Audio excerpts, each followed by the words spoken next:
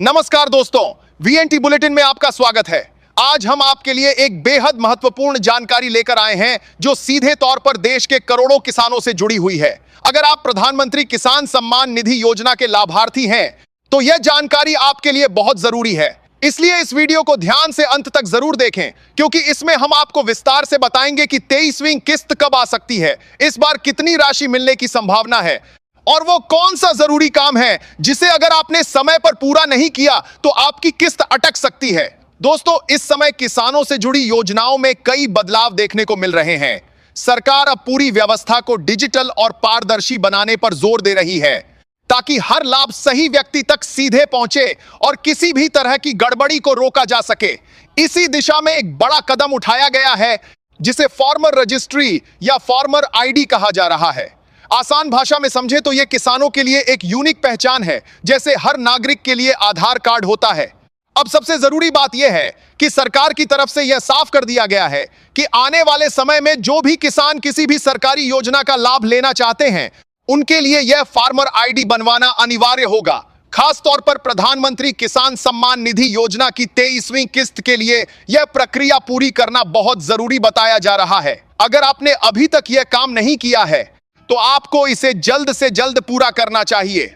सोचिए दोस्तों, अगर हर साल मिलने वाली सहायता राशि अचानक बंद हो जाए तो कितनी परेशानी हो सकती है। इसलिए इस छोटे से काम को हल्के में लेना सही नहीं होगा। अच्छी बात यह है कि यह प्रक्रिया बहुत आसान है और आप इसे घर बैठे अपने मोबाइल से ही पूरा कर सकते हैं। कुछ ही मिनटों में आप अपनी फार्मर आईडी बनवा सकते हैं और अपनी आने वाली किस्त को सुरक्षित कर सकते हैं।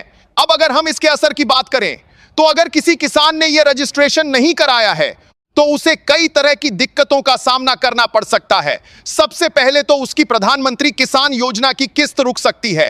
इसके अलावा अगर आप अपनी फसल को सरकारी खरीद केंद्र पर न्यूनतम समर्थन मूल्य पर बेचते हैं तो वहां भी आपको परेशानी हो सकती है।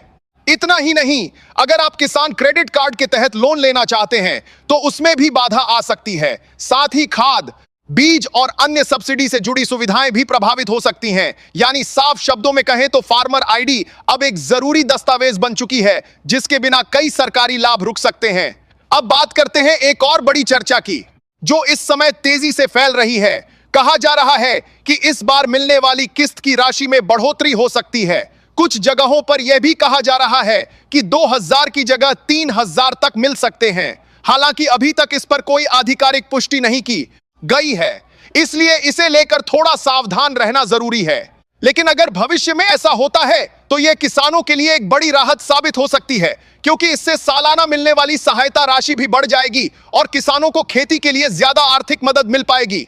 अब सबसे अहम सवाल जो हर किसान जानना चाहता है, 23वीं किस्त आखिर कब आएगी। दोस्तों, अगर हम पिछले पैटर्न को देखें तो सरकार हर 4 महीने में एक किस्त जारी करती है।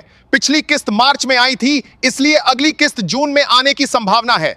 मीडिया रिपोर्ट्स और अनुमान के अनुसार यह किस्त 1 जून से 15 जून के बीच कभी भी जारी की जा सकती है। खासकर जून के मध्य यानी 15 जून के आसपास इसकी संभावना ज्यादा मानी जा रही है।